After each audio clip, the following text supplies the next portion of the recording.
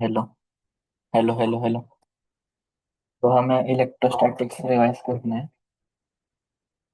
तो electrostatic start होता है। इलेक्ट्रोस्टैटिक्स बेसिकली स्टैटिक चार्ज की स्टडी होती है। चार्ज के प्रॉपर्टीज होते हैं जो हम पता होने चाहिए। एक तो चार्ज पॉजिटिव और नेगेटिव हो सकता है। चार्जेस फ्रेम इंडिपेंडेंट है, तो उसको जमीन से देखो या फिर हिलते हुए चार्ज को देखो, उसका मैग्नीट्यूड सेम ही रहेगा। ये चार्ज हमेशा क्वांटाइज्ड होते हैं। मतलब जो देखो चार्ज आता कैसे है, इलेक्ट्रॉन के लॉस या गेन से। बट इलेक्ट्रॉन तुम एक या दो इंटीग्रल नंबर ही कर सकते हो। ऐसे नहीं कि आधा इलेक्ट्रॉन का चार्ज ले लिया या 3.2 इलेक्ट्रॉन का ले लिया, नहीं। तो इलेक्ट्रॉन का चार्ज, एक इलेक्ट्रॉन का इतना होता है, तो चार्ज एक बॉडी पे इतना आ सकता है। एक integer into number into electron का एक चार्ज। एक आइसोलेटेड सिस्टम में चार्ज कंजर्व होता है। मतलब देखो, से एक डब्बा है, उसमें 1 कूलम, 2 कूलम और 3 कूलम थे। अब मैं कह रहा हूँ कि ये डब्बे में हमने थोड़ी देर में देखा 2 कूलम 5 कूलम हो गया, तो तीसरा चार्ज कितने कूलम का होगा? तो ये -1 कूलम का होगा, बिकॉज ये आइसोलेटेड सिस्टम है, तो इसका चार्ज कंजर्व रहेगा। ठीक है। कूलम लॉ होता है दो पॉइंट चार्जेस के बीच में। इन दोनों के बीच में ये फोर्स लिखते हैं हम, K Q1 Q2, K Q1 Q2 by R²। और ये डायरेक्शन देखो, अगर एट सेम पोलैरिटी है तो रिपल्सिव होगा, मतलब ये इसकी तरफ चार फोर्स ऐसे लगाएगा। और सेम है मतलब अट्रैक्शन होगा, तो ये फोर्स ऐसे लगेगा इनके बीच। के वैक्यूम में ये होता है, के को हम 1/4 पाई एप्सिलॉन नॉट लिखते हैं, और एप्सिलॉन नॉट को बोलते हैं परमिटिविटी ऑफ फ्री स्पेस। ये वही, अगर लाइक चार्जेस है तो फोर्स पॉजिटिव होगा, मतलब रिपल्शन हो रहा है। और अनलाइक है तो फोर्स नेगेटिव होगा और अट्रैक्शन हो रहा होगा। फिर हम एक इलेक्ट्रिक फील्ड डिफाइन करते हैं। तो यू कैन बेसिकली इमेजिन कि एक ये है, इसके बाजू में ऐसे ऐसे ऐसे ऐसे ऐसे ऐसे ऐसे ऐसे इसकी फील्ड है, एक ऑरा जैसा। तो उसका हम बोलते हैं इलेक्ट्रिक फील्ड। सपोज यहाँ पे एक चार्ज है क्यू, और ये छोटा क्यू है, तो छोटे क्यू की फील्ड हम लिखते हैं K Q/R²। और फील्ड इंटू चार्ज होता है फोर्स, तो फोर्स हो जाएगा इसके ऊपर इसकी वजह से K Q/R²। स्क्वायर है, जो हमें यहाँ से भी मिल गया होता। ठीक है। अगर क्यू पॉजिटिव है, इलेक्ट्रिक फील्ड क्यू से दूर जाएगी। और अगर क्यू नेगेटिव है तो इलेक्ट्रिक फील्ड क्यू की तरफ आएगी। तो पॉजिटिव में ऐसे ऐसे ऐसे ऐसे जा रही है, नेगेटिव में इसकी तरफ आते हुए दिखेगी फील्ड। ठीक है। अब क्वेश्चन आता है, calculate point of equilibrium in given setup. एक ये अनलाइक चार्जेस है, तो इनके बीच में तो कभी होगा नहीं, बिकॉज इनके बीच में से मैंने प्लस क्यू डाला, तो ये भी इधर फोर्स लगा रहा है, ये भी इधर फोर्स लगा रहा है, तो इसके बाहर ही होगा। तो मैंने मान लिया इधर का ही आ रहा है।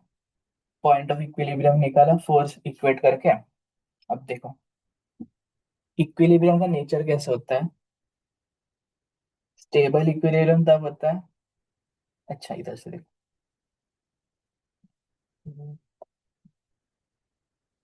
हाँ,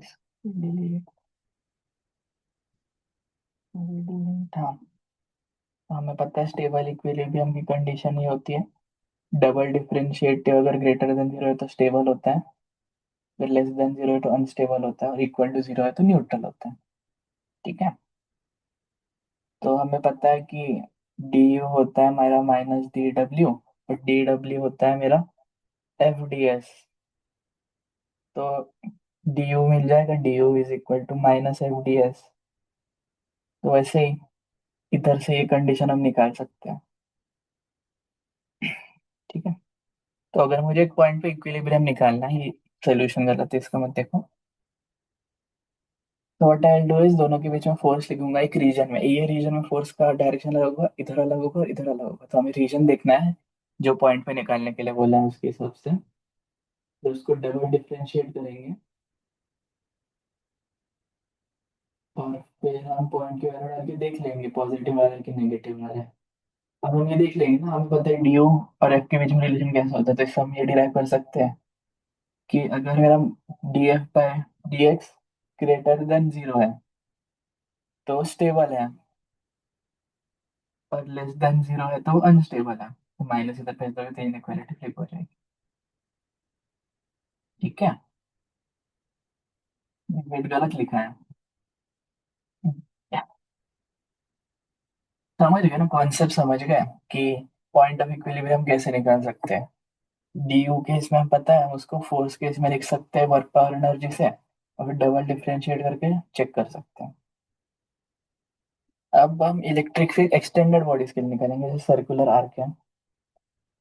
पॉज रहे तो थोड़ा डेरिवेशन पढ़ लो। वही हमेशा जैसे होता है वैसे मैकेनिक्स जैसे एग्जैक्ट सेम है। एट द एंड आता है ये वैल्यू, 2 k λ/r sin α/2। ये वैल्यू हमें याद रखनी है कि एक सर्कुलर आर्क की वजह से सेंटर ऑफ कर्वेचर पे 2 k λ/r sin α/2 line wire की वजह से भी चार्ज होगी। इसकी परपेंडिकुलर देखो, परपेंडिकुलर मतलब लाइन के परपेंडिकुलर, और पैरेलल मतलब लाइन के पैरेलल। तो इसमें देखो, देखो हम जब नॉर्मल वेक्टर रिजोल्व करते हैं तो उसमें परपेंडिकुलर के लिए हम साइन लेते हैं, आर साइन थीटा। इसमें भी वैसे ही याद रखो कि साइन के लिए परपेंडिकुलर लेना है। और एक पहला हमने परपेंडिकुलर लिखा तो दूसरा नेगेटिव है, तो कहीं और लिख के दिखा देता हूँ। ई परपेंडिकुलर है मेरा k λ/r sign alpha plus sine beta, और पैरेलल है k λ/r cos alpha minus cos beta. ठीक है, कि हमें लाइन वायर के लिए होता है। और ये सेटअप याद रखना है कि ऐसा ही सेटअप सेटअप है हमारा ऐसे, यहाँ पे पी है, अल्फा ही बीटा है। अगर ए मेरा इधर की जगह से कहीं यहाँ पी के नीचे है और वायर मेरी ऐसी और मैं यहाँ से ऑब्जर्व कर रहा हूँ, तो मैं अल्फा नेगेटिव लूंगा। यहाँ पे लिखा है alpha is if A is above P alpha positive, if B is below P beta is negative. अगर बी मेरा पी के ऊपर चला गया तो बीटा हम नेगेटिव लेंगे, और ए अगर मेरा पी के नीचे चला गया तो हम अल्फा नेगेटिव लेंगे।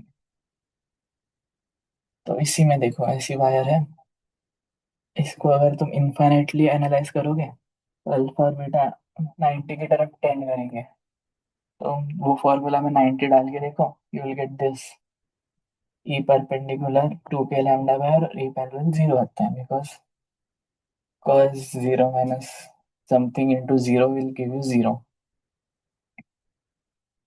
तो ओके, ये याद रखना है 2 k λ/r। तो अब तो हमने पढ़ा उसका क्या रिंग, क्या बोलते हैं उसको, समझ गया ना फिगर ये है ऐसा। इसका होता है 2 k λ/r sin α/2। फोर्स लिखना सीखा हमने, फील्ड लिखना सीखा। फिर ये, फिर फाइनाइट लाइन के लिए परपेंडिकुलर कंपोनेंट होता है k λ/r sin α+sin β। Parallel के लिए होता है k λ/r cos alpha minus cos beta, alpha और बीटा के साइन देखे हमने। और इनफाइनाइटली लॉन्ग वायर के लिए होते हैं 2 k λ/r, क्योंकि हमने अल्फा और बीटा को 90 10 करा दिया। ठीक है, फिर एक जॉर्डन्स रिलेशन आता है बिटवीन सर्कुलर आर्क और लाइन वायर। तो हम क्लेम क्या कर रहे हैं कि ये लाइन वायर के द्वारा जो फील्ड होगी पी पे, जैसे फिगर है, उतनी ही फील्ड वेक्टर के साथ ये आर्क की भी होगी यहाँ पे। मैं क्वेश्चन के साथ है, देखो सपोज एक ट्राइंगल बना दिया और मैं बोल रहा हूँ इसके सेंटर पे फील्ड बनाओ। इसको हम ऐसे जोड़ेंगे, ये इसकी वजह से फील्ड होगी इसके आर्क के जितना, इसकी वजह से होगी इसके आर्क जितना, तो ऐसे एक सर्कल बना देगा। और सर्कल की फील्ड हमेशा जीरो होती है, बिकॉज 2 k λ/r sin α/2, इसमें अल्फा तुम 2 पाई डालो, साइन पाई जीरो होता है। ऐसे टाइप के क्वेश्चन बहुत हेल्प होता है, जैसे ऐसा ऐसा कर और ऐसा क्वेश्चन है, तो इतने पार्ट को ये ऐसे डिफाइन कर सकते हो, इतने पार्ट को ऐसे डिफाइन कर सकते हो। अल्फा हो गया मेरा 270 डिग्री, तो अब तो एनालाइज कर सकते हो कितनी फील्ड होगी वेक्टर के साथ। अब हम फिर पोटेंशियल एनर्जी डिफाइन करते हैं। पोटेंशियल, रुको, इसके ऊपर बाद में आते हैं। इलेक्ट्रोस्टैटिक पोटेंशियल हम डिफाइन करते हैं के क्यू बाय आर। जैसे हमारा फील्ड था, फील्ड इंटू क्यू करोगे तो फोर्स मिलेगा, और इलेक्ट्रोस्टैटिक पोटेंशियल इंटू क्यू करोगे एक चार्ज का, तो हमें पोटेंशियल एनर्जी मिलेगी। ऐसे हम डिफाइन करते हैं। प्रूफ दिया है इसका कहाँ से आता है,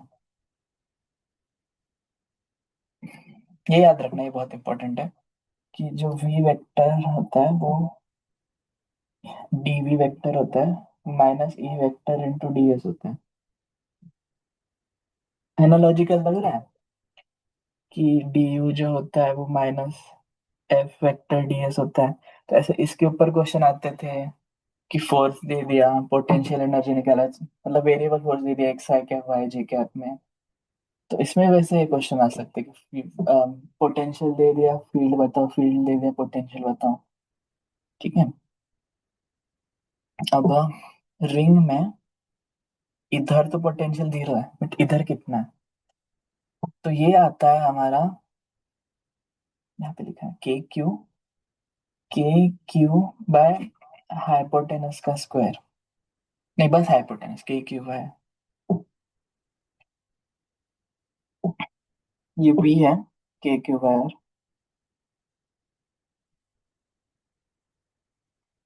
डेरिवेशन इतना हार्ड तो नहीं, देख सकते हो। आई पॉज।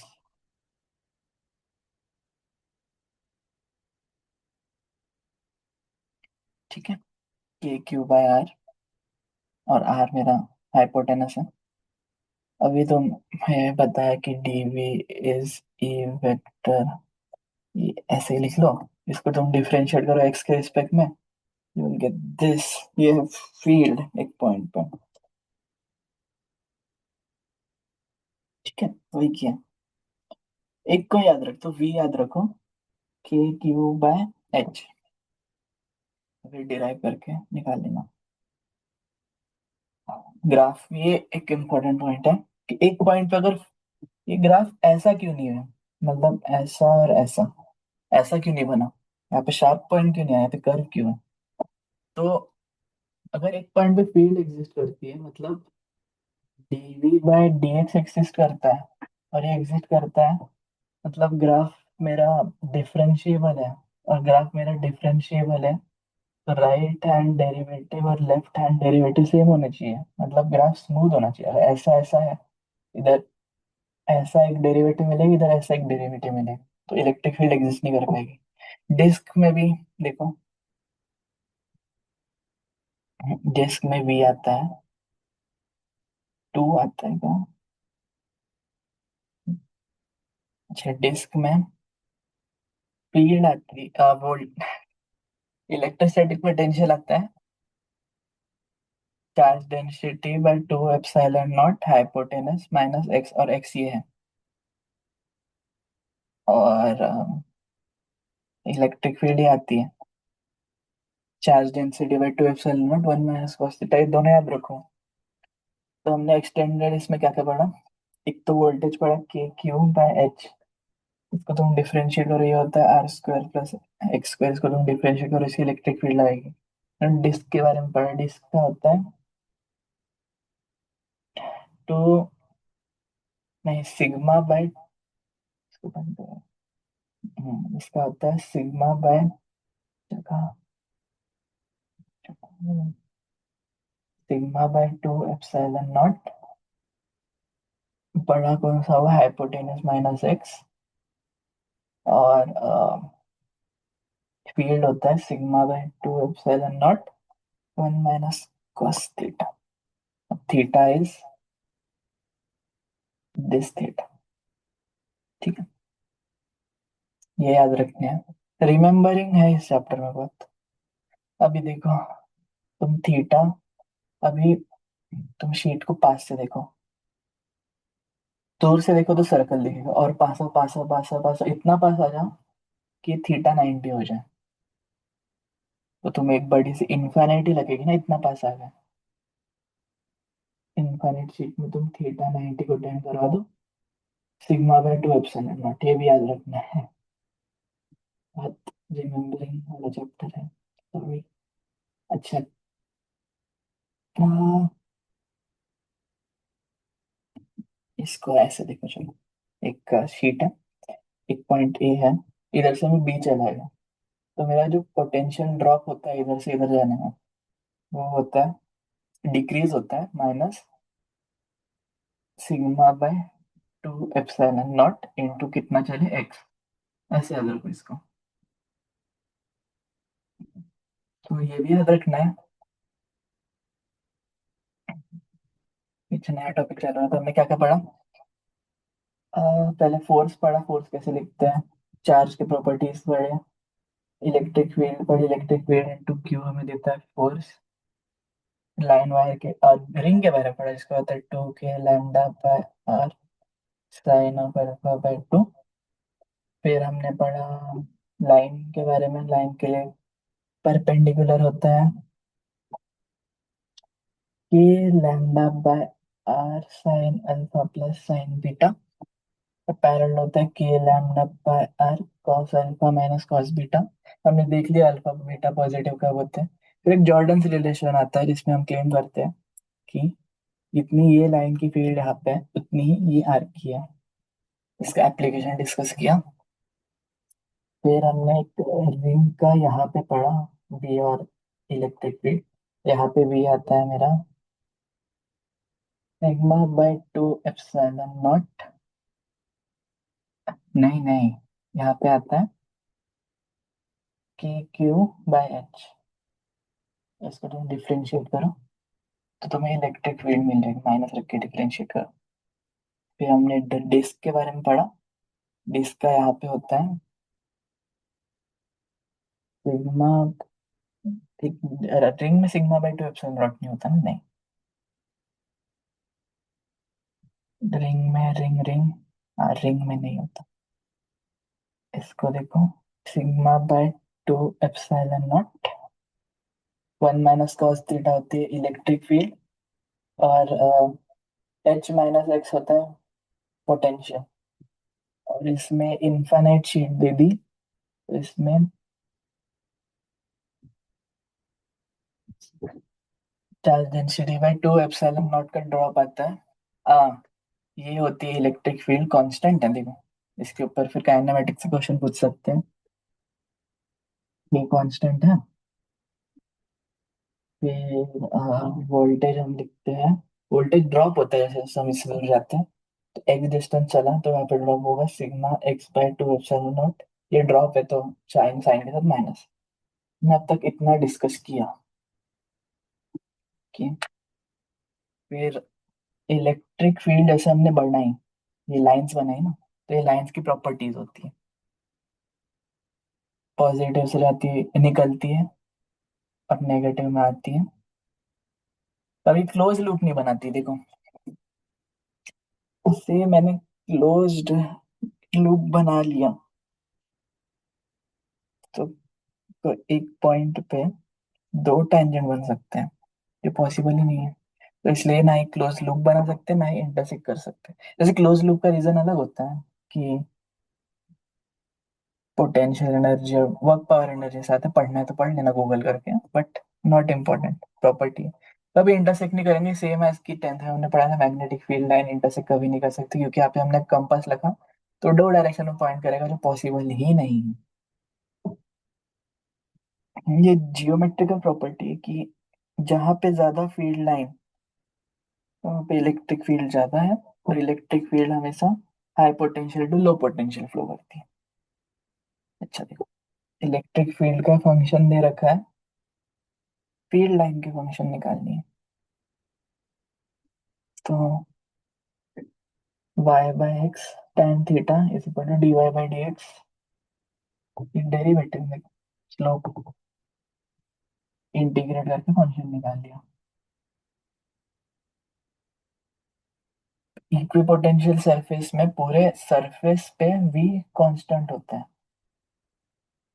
और जैसे जैसे हम इससे, सपोज 3 इक्विपोटेंशियल सरफेस है, तो यहाँ पे सबसे कम पोटेंशियल होगा, यहाँ पे उससे ज्यादा, यहाँ पे उससे ज्यादा।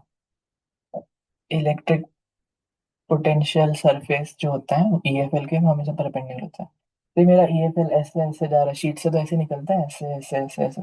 इसकी ईपीएस कैसे बनेंगे, एक तो ऐसा बनेगा, एक ऐसा बनेगा, ऐसा ऐसा। तो ये ईपीएस है और ये इलेक्ट्रिक फील्ड है।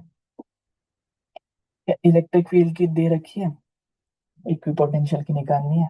इसमें देखो, M1 M2 -1 होगा, राइट। तो हमें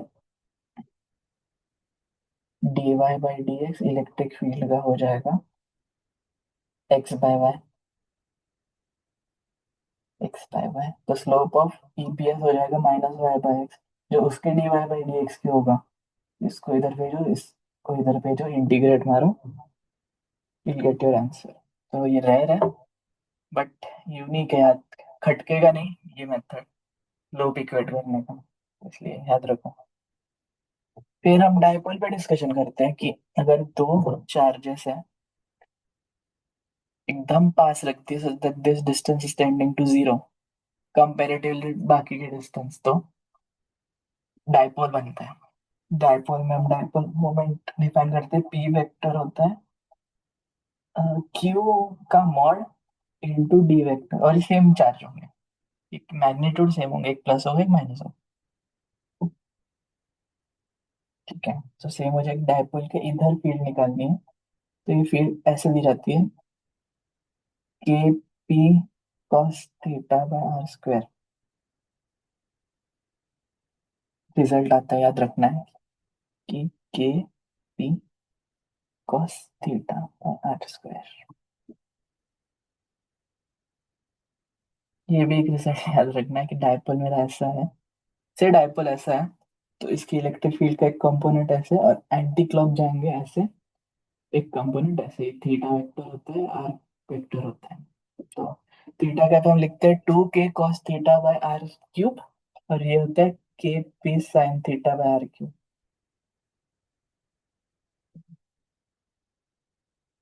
इलेक्ट्रिक फील्ड विल ऑलवेज, अच्छा, इसमें तुम कभी जीरो डालो या 180 डालो, आंसर सेम आएगा, या फिर 90 डालो, 260 270 डालो, आंसर सेम आएगा। वही कह रहा है। अच्छा, एक क्वेश्चन सॉल्विंग ट्रिक होती है कि से मुझे डायपोल मोमेंट दे रखे है और मुझे एक पॉइंट पे निकालना है, तो we resolve it along the point, and इसका क्या आएगा, इधर परपेंडिकुलर टू द पॉइंट, तो इसको भी तुम रिजॉल्व करो। एक इधर आएगा, एक इधर आएगा, ऐसे मैंने रिजॉल्व की।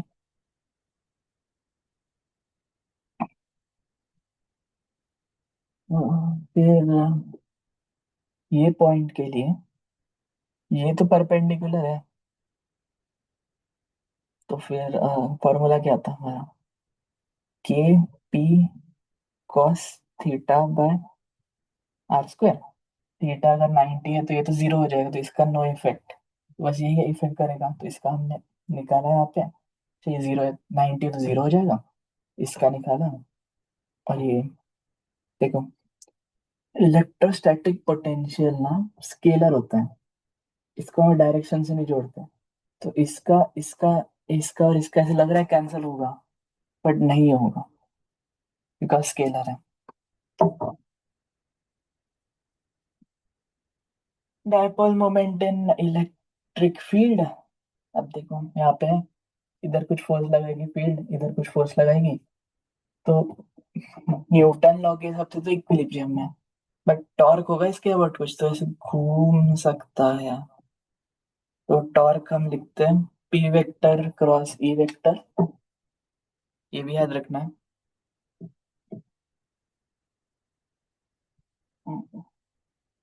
बेसिक, अच्छा, थीटा अगर जीरो है तो तुम थोड़ा हिला के देख सकते हो कि टॉर्क कैसे बन रहा है, इधर बन रहा है किधर बन रहा है, बट जनरल रिजल्ट ये आता है, थीटा अगर जीरो है तो स्टेबल इक्विलिब्रियम, और थीटा 180 है तो अनस्टेबल इक्विलिब्रियम। ठीक है, फिर नॉन यूनिफॉर्म फील्ड में एफ हम लिखते हैं dipole moment into DE by D X. अगर फील्ड इधर है और हमारा डायपोल इस तरफ है, तो यहाँ पे हम नेगेटिव लगा देंगे, सेम डायरेक्शन में तो पॉजिटिव रहेगा। यहाँ पे हमें फोर्स निकालने को बोला है। इसके वजह से हमें फील्ड पता है पी। ठीक है, डिस्क की रिंग है, ये है। ये फॉर्मूला हमने स्किप कर दिया क्या?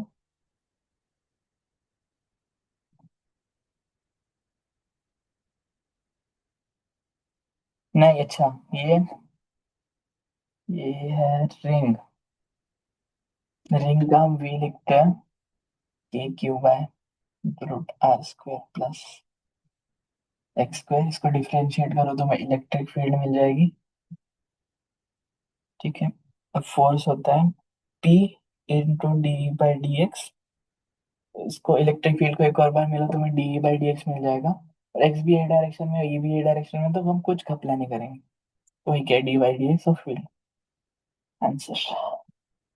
Potential energy of electric field ये होता है minus of P vector into E vector. Proof सब चीज का, बट सब करेंगे तो फिर रात हो जाएगी। अच्छा चलो, एक और जॉर्डन्स मेथड था चैप्टर में कि सपोज ऐसा कुछ सिस्टम है। तो हमने मैथमेटिक्स में ये पाया कि तुम इसको इधर कंसंट्रेट कर दो सेंटर ऑफ मास पे, इसको इधर कंसंट्रेट कर दो। ये सेमी रिंग है, इसका होगा 2r/π। इधर से भी होगा 2r/π। मुझे क्या निकालना है? मुझे पी वेक्टर निकालना है। पी वेक्टर होता है q इंटू डी। तो ये हो जाएगा q इंटू 4r/π। देख लो, q इंटू 4r/π। ठीक है, जॉर्डन मेथड होता है। तो हमने लास्ट प्रीवियस रिवीजन के पहले क्या क्या पढ़ा? ठीक है चलो।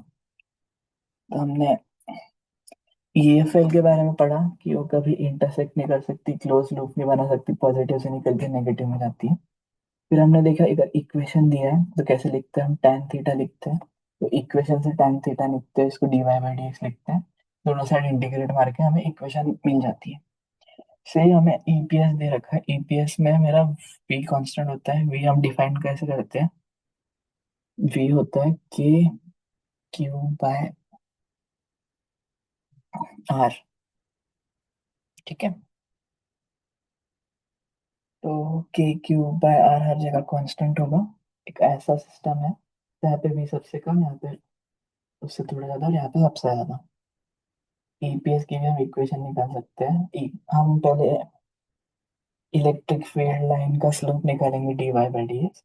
अब m1 m2 - 1 यूज करके जो हमें आया, उससे हम इसका स्लोप लेंगे, फिर D Y by D X is equal to m2। दोनों साइड इंटीग्रेट मार के एक मस्त एक वो आएगा।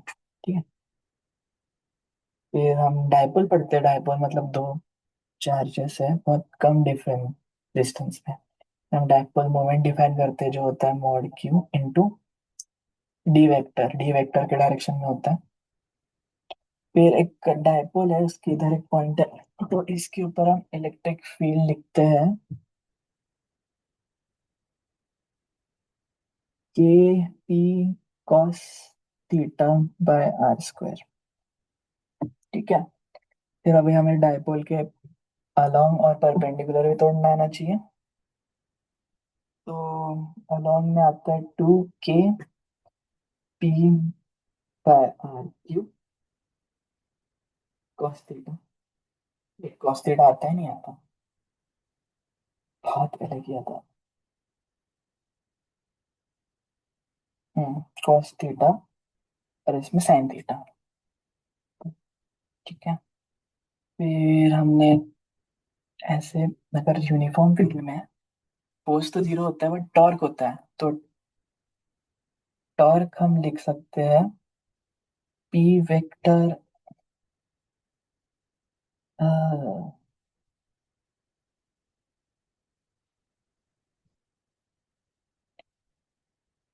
P vector into E vector होता है एज फार आई रिमेम्बर। बहुत सारे फॉर्मूला है चैप्टर।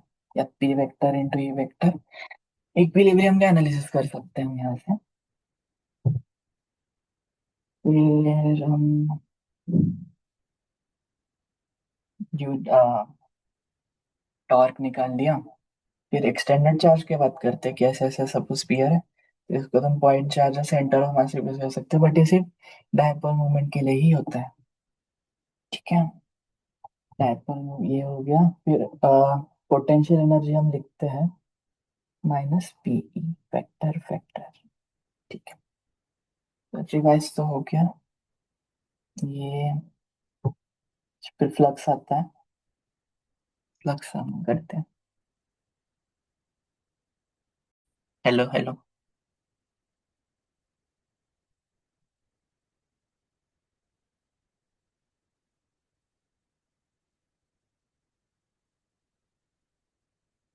तो हमारा डायपोल मोमेंट तक हो गया था, राइट? हम्म। तो ये कुछ छूट तो नहीं गया?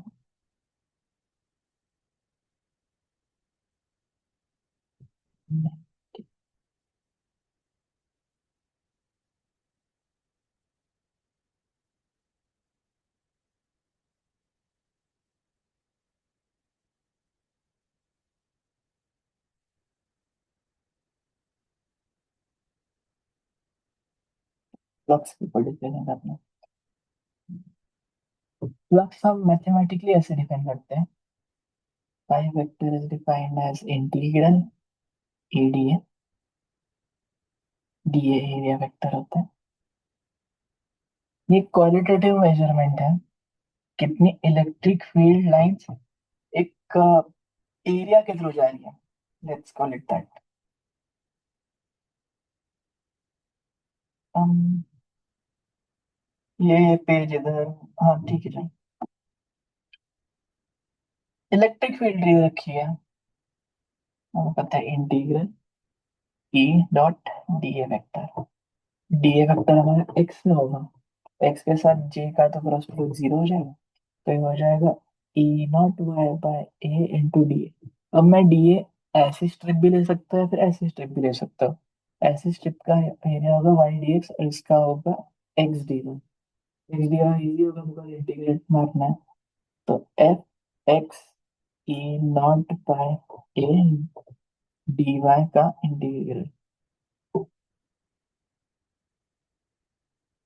वही वही किया।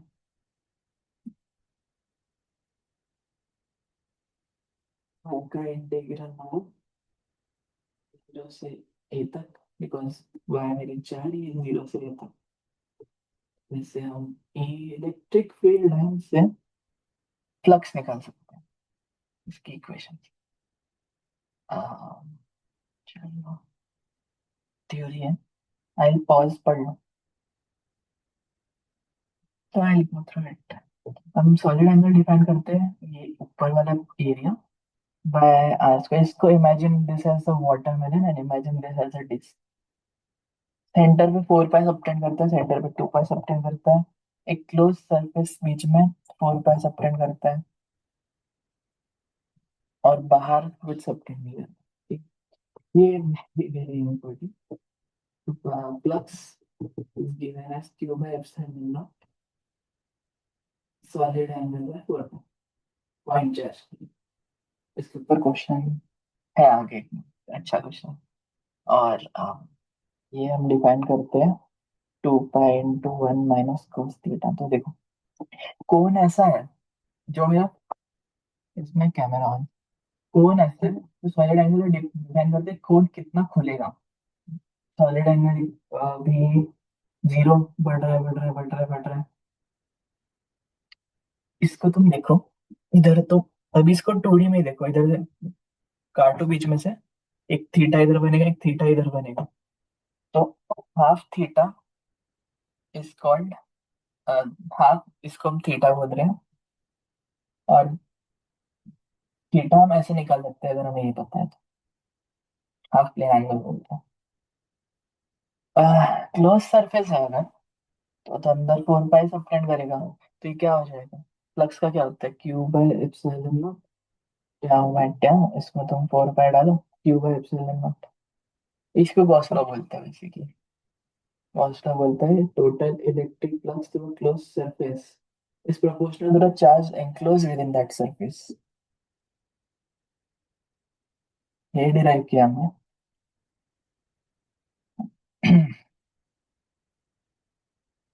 हॉलो स्फीयर में, ये याद रखना है, हॉलो स्फीयर है ना, इसके बाहर का बिहेवियर इज जस्ट लाइक कि तुम एक पॉइंट इसको इधर रख दो और अंदर जीरो होता है। बिकॉज हम मैंने लिखा है यहाँ पे, प्रूफ पढ़ना है तो पढ़ लो। तो तुमने गॉसियन सरफेस लिया।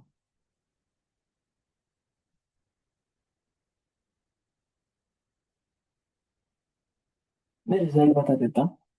इलेक्ट्रिक फील्ड और पोटेंशियल एक पॉइंट चार्ज जैसे ही होता है जो हम डिफाइन करते हैं। और इनसाइड द स्फीयर जीरो होता है। At the sphere zero. तो potential inside the sphere constant रहता है। यहाँ पे इतना इस कांस्टेंट ही होता है, के क्यू बाय आर। और इसके बाहर तुम गए तो से इतना डिस्टेंस तुम आर चल गए सेंटर से, तो फिर होता है के क्यू बाय आर। ये वेरिएबल होगा, आर जैसे जैसे बढ़ेगा ये घटेगा, बट ये तो कांस्टेंट है होलो स्फीयर में। फिर अभी मैं बता देता हूँ, याद है तो होलो स्फीयर का इलेक्ट्रोस्टैटिक प्रेशर आता है K Q square by two R. K Q by two R square. Solid hollow hemisphere में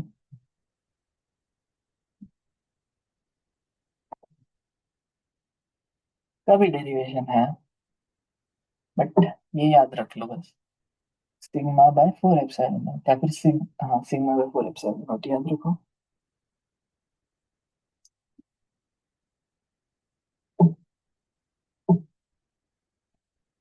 इसका था हमारा सिग्मा, इसका था हमारा के क्यू बाय आर स्क्वायर। और हेमिस्फीयर का sigma by four epsilon. Hmm. Solid sphere के ऊपर सेम डिस्कशन करेंगे, तो आउटसाइड द स्फीयर सेम ही चर्चा है, पॉइंट चार्ज जैसा बिहेवियर। बट इनसाइड ना थोड़ा चेंज हो जाता है, इनसाइड वाला फॉर्मूला रटना। इनसाइड में पोटेंशियल होता है कि Q R by R Q, R की डायरेक्शन में होता है। और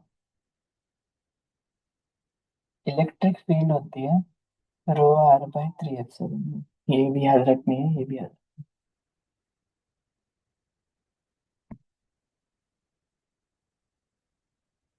पोटेंशियल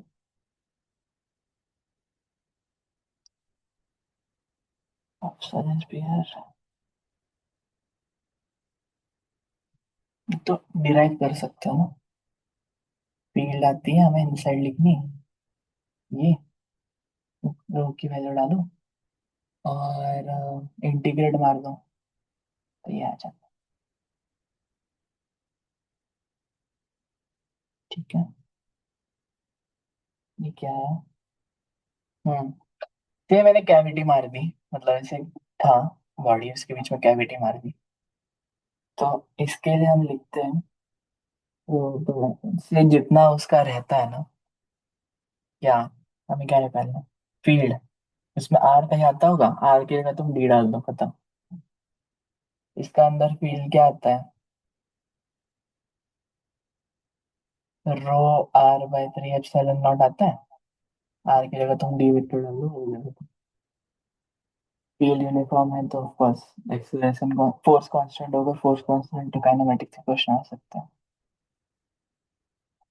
से तो इन्फिनेटली हॉलो सिलेंडर, ये भी डिराइव कर सकते हो, पूछा नहीं जाता तो क्वेश्चन सरफेस हम सिलेंडर के लिए लिखा है मैंने नीचे के, इसके लिए क्या लिखते हैं। एक बता दूं क्या कैसे डिराइव करते हैं क्वेश्चन सिलेंडर के लिए। हमारा क्यू बाय एप्सिलॉन नॉट होता है इंटीग्रल ई बाय ई इंटू डी ए वेक्टर। से अब सिलेंडर ऐसा है, तो मैं इसके अलावा ऐसा एक सिलेंडर लेता हूँ, इसके परपेंडिकुलर फील्ड होगी और डीए भी इस साइड ही होगा, तो एक डॉट का तो मीनिंग नहीं है, थीटा जीरो डिग्री है तो ई कांस्टेंट होगा। हम जब गॉस लॉ यूज करते हैं तो हम अज्यूम करते हैं डी कांस्टेंट है। इसका एरिया क्या होगा, आर डिस्टेंस में है, surface area two pi R L into E होगा क्यू। अब क्यू अच्छा, सिग्मा के टर्म्स में निकाल रहा है। क्यू क्या होगा मेरा बताओ। एरिया इंटू डेंसिटी, वो चार्ज डेंसिटी हो 2 pi R L into sigma by epsilon naught, तो यहाँ से ई निकल जाएगा। Sigma by epsilon naught into R by R, ये आना चाहिए। ये है, देखो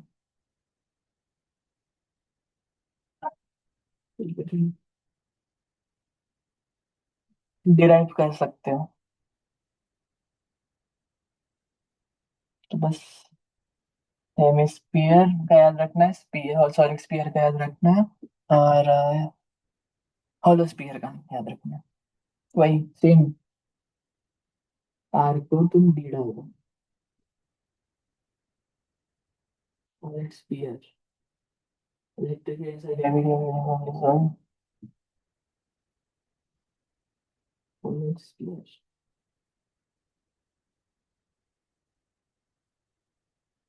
अच्छा आपको सॉलिड सिलेंडर आना चाहिए। दिस इज सिलेंडर, तो हमें इसकी इलेक्ट्रिक फील्ड निकालनी पड़ेगी अंदर, ऑफ कोर्स। और फिर उसमें आर की जगह डी डाल दो। फिर नॉन यूनिफॉर्म चार्ज में ना, ई तो हम कांस्टेंट मार के चलते हैं, डी हम निकाल सकते हैं, एप्सिलॉन नॉट कांस्टेंट है, तो हमें बस क्यू निकालना आना चाहिए।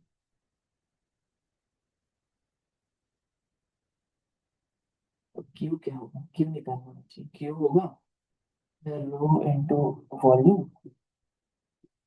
और वॉल्यूम तो उसका लिख दो,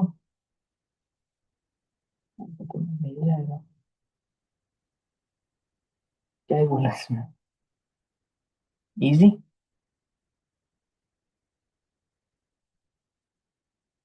हाँ यही मैंने बोला, इलेक्ट्रोस्टैटिक पोटेंशियल कंटिन्यूस होना चाहिए अगर डेरिवेटिव कोई पॉइंट पे एग्जिस्ट करता है, बहुत इंपॉर्टेंट है।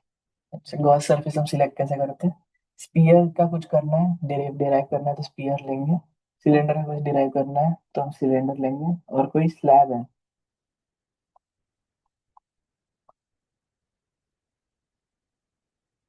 ठीक है, तो इसके लिए हम ऐसा आड़ा सिलेंडर लेते हैं, तो हम फील्ड और डी इस साइड भी लिखते हैं, इस साइड भी लिखते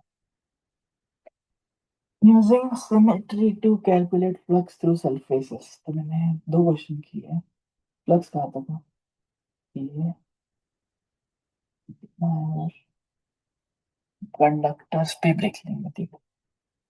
तो पहले ये हमें निकालना है, ये पॉइंट का, ये ट्राइंगल से कितना फ्लक्स जा रहा है। तुम क्या करो, इसको उधर जोड़ो, इधर एक बनाओ, इधर पीछे, इधर एक, और ऐसा है, इसको ऐसे क्यूब बना दो। ट्राई हमेशा करते क्यूब बन जाए।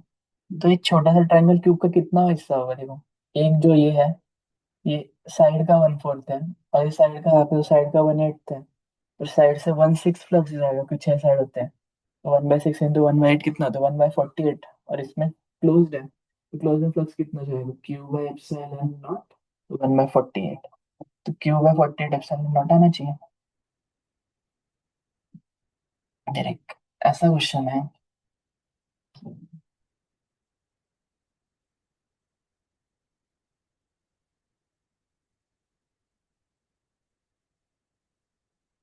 फ्लक्स इनसाइड 4 पाई, फ्लक्स हो जाएगा मेरा basically Q by epsilon not, और इस पे क्यू कितना होगा पूरे सिलेंडर पे, पूरे सिलेंडर पे क्यू होगा, इसमें कैसा दिया आंसर,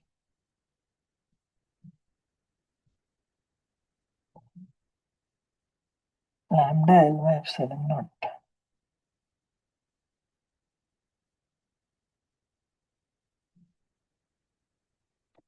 अच्छा चलो, अगर ये इनफाइनाइट है, तो मैं इसके लिए सिलेंडर इतना बड़ा बनाऊं, इतना बड़ा बनाऊं, क्या कुछ फर्क पड़ेगा, नहीं पड़ेगा, बिकॉज ऐसा है ना मेरा फ्लक्स। तो अगर मेरा आर पे डिपेंड ही नहीं कर रहा, तो मैं आर को 1 डाल देता हूँ, तो lambda L by epsilon naught आता है इसका फ्लक्स। लैम्डा एल का सा,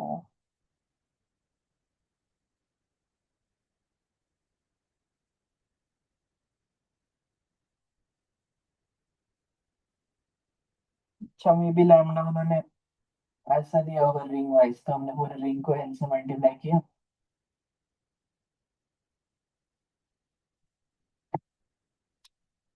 हाँ ऐसा ही है।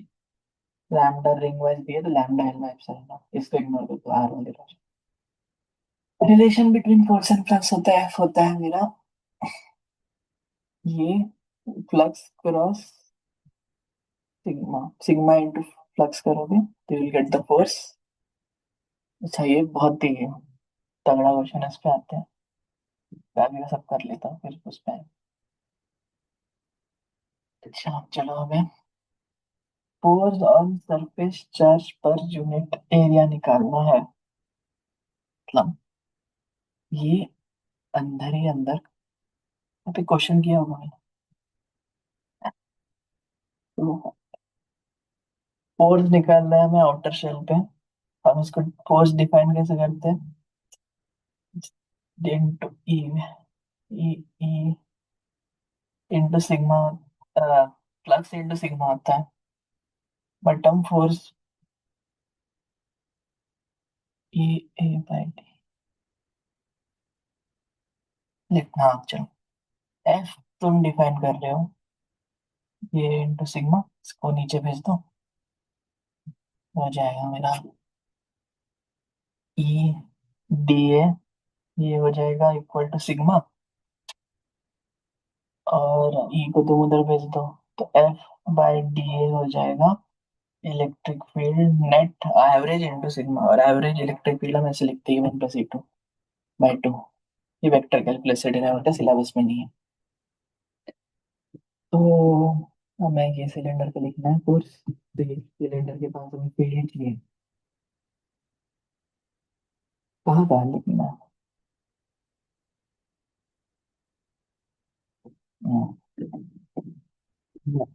इधर फील्ड लिखनी है तो इधर की फील्ड पे ऐड करेंगे, इधर ये E1 है, ये E2 है, इधर की फील्ड और इधर की फील्ड बाई टू का ऐड करेंगे।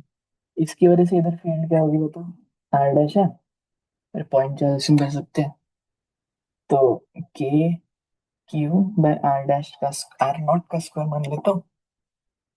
और ये तो सिलेंडर के अंदर है, पॉइंट अंदर निकाल रहे हैं तो सिलेंडर, ये क्या है, रिंग है ना, बोलो शेल, इसके अंदर तो जीरो होगा, आउटर की वजह से ये साइड पे नहीं लगेगा, ये साइड पे देखो, यही फुल फोर्स लगेगा अंदर वाले की वजह से, के क्यू बाय आर नॉट का स्क्वायर, और बाहर वाले की वजह से लगेगा,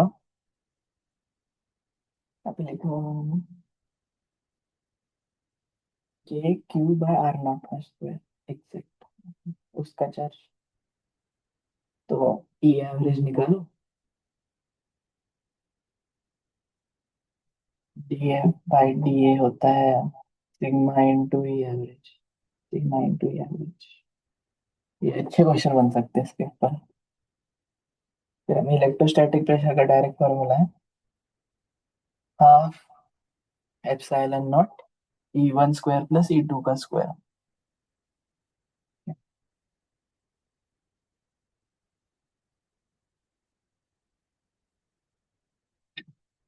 potential energy of extended object हम डिफाइन ऐसे करते हैं, हाफ ई नॉट ई का स्क्वायर, तो यहाँ पे मैंने डिराइव किया है। इनका तो रिजल्ट याद ही रखो, सॉलिड स्फीयर का आता है 3/5 के क्यू बाय आर स्क्वायर, और होलो का आता है K Q by 2 R square, sorry Q का स्क्वायर,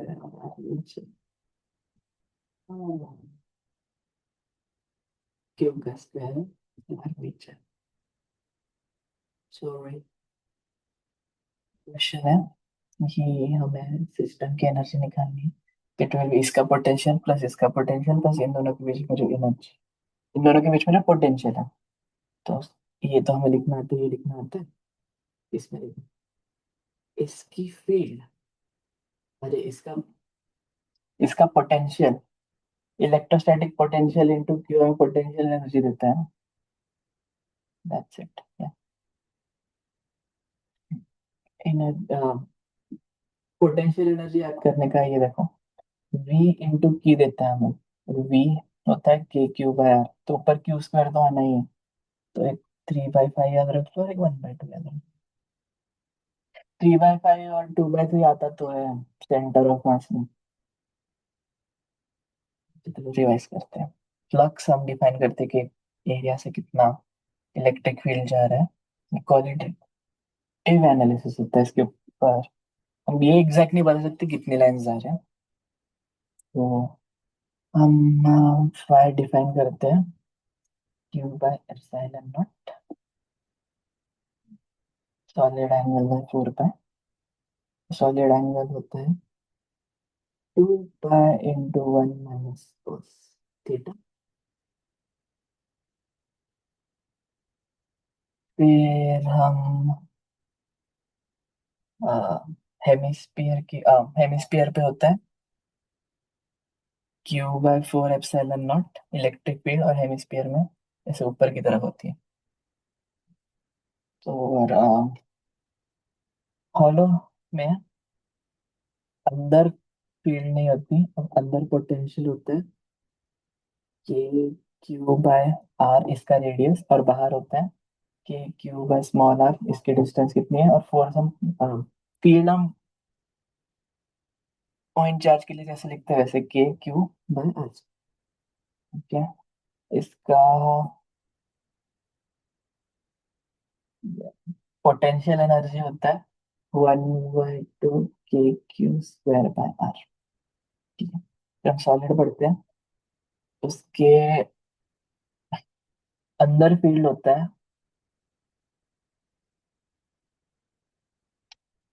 R/3 एप्सिलॉन नॉट।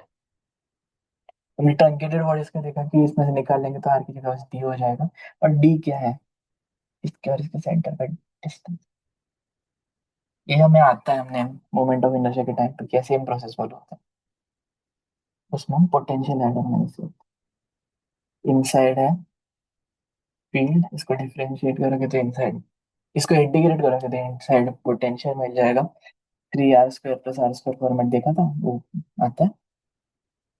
फिर आउटसाइड पॉइंट चार्ज जैसे बिहेव करता है, मतलब पोटेंशियल होता है K Q/R, और फील्ड होती है K Q/R²।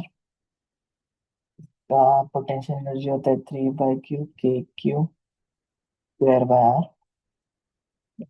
और क्या कुछ छूट गया। फोर्स, फोर्स हम लिखते हैं सिग्मा इंटू ई नेट। और ई एवरेज, हम ई एवरेज आता है, और एवरेज डिफाइन करते हैं E1 + E2/2, जहाँ पे E1 E2 होते हैं एक इस साइड की फील्ड और एक इस साइड की फील्ड। तो ऊपर हमने क्वेश्चन किया।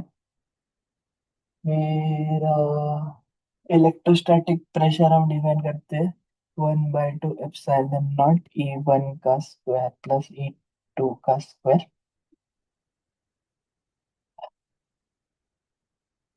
के। और एक जनरल पॉइंट पे हम एनर्जी डिफाइन करते हैं 1/2 एप्सिलॉन नॉट E का स्क्वायर। इसी से हम डिराइव करते हैं पोटेंशियल एनर्जी की formula. This is D. Infinitesimally small के लिए हम फील्ड लिखेंगे। बता दूं कि एक डेरिवेशन किया होगा मैंने यहाँ पे, साइज ये इनटू डी वॉल भी होता है, ये इंपॉर्टेंट है। लेकिन डी वॉल्यूम इंटीग्रेट वाले आंसर, तो 1/2 एप्सिलॉन नॉट ई का square D wall D is. फिर हमें कंडक्टर्स पे चर्चा करनी है। कंडक्टर्स में अज्यूम करते हैं कि ग्रेविटी नहीं है, और इलेक्ट्रॉन्स हमेशा इक्विलिब्रियम में है, तो इलेक्ट्रॉन्स हमेशा सरफेस पे होते हैं, और इसके अंदर हमेशा फील्ड नहीं होती। ये, हाँ, चार्ज हमेशा आउटर सरफेस पे आ जाता है। और सपोज एक ए है, इसमें कैविटी है, तो कैविटी में फील्ड या चार्ज तब,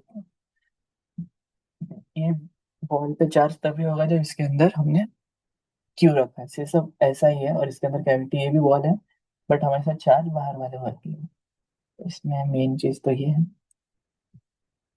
E vector due two charges inside on and on wall of cavity, cavity के बाहर नहीं।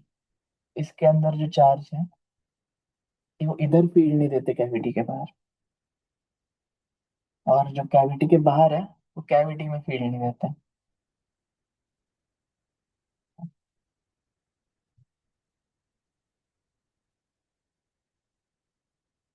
जो बाहर की चीजें हैं वो अंदर एक कांस्टेंट भी देते हैं, और अंदर की चीजें बाहर भी देते ही नहीं।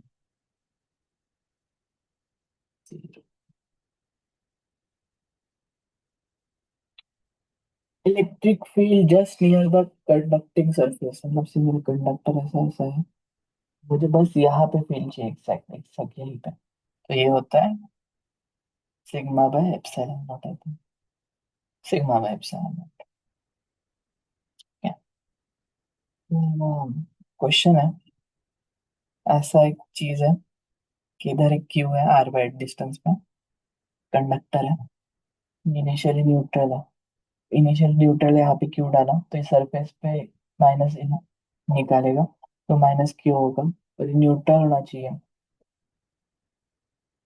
तो फिर यहाँ पे भी क्यू होना चाहिए, बिकॉज ये प्लस ये न्यूट्रल बना देगा इसको। पोटेंशियल ऑफ कंडक्टर, कंडक्टर मेरा सही है, तो यहाँ पे मैं पोटेंशियल निकाल देता हूँ। तो मेरा डी वी होगा k Q by r, k d q by r, integral मारो, के कांस्टेंट है आर कांस्टेंट है, डी क्यू का इंटीग्रल क्यू हो जाएगा, तो के क्यू बाय आर सेंटर पे। ये तो हो गया। पोटेंशियल है डी, तो बाहर वाला एक कांस्टेंट पोटेंशियल लगाएगा। इसका तो देखो के